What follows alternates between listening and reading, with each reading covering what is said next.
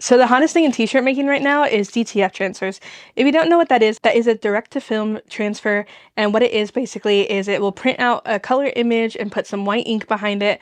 That way you can use a heat press and press it to your garment or your bag or whatever, and it's just a really easy process. So recently 143 Vinyl has decided that they're going to start offering DTF prints, and I was super excited.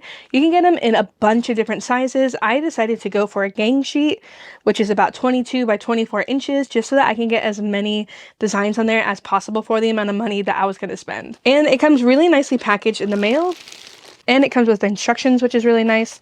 And they even include a little 143 vinyl transfer as well. But so here is my gang sheet. As you can see, I really filled it to the maximum. I could have filled in these couple little spaces.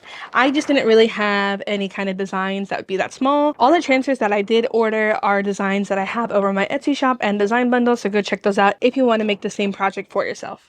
Now granted, I know like these designs over here on the right are just like plain words, and I know you could easily just do it with vinyl, but since they were larger, it was just easier for me to do it this way rather than trying to either just accept a smaller size for my project or to split up the project into multiple parts. But I super love Taylor Swift, so let's cut out this a lot going on at a moment transfer and apply it to a t-shirt. So we have the temperature set to 345 for 25 seconds, and we are going to do a pre-press on the garment to get rid of any moisture on the shirt. That way we'll have no problems putting the transfer on.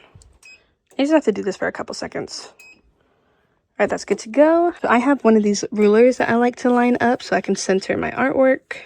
I cut this out on my Glowforge laser. So I think I'm going to position it about right there. I do have to do this in a couple presses, just because it is kind of a large design, and my heat press is only like 12 by 15.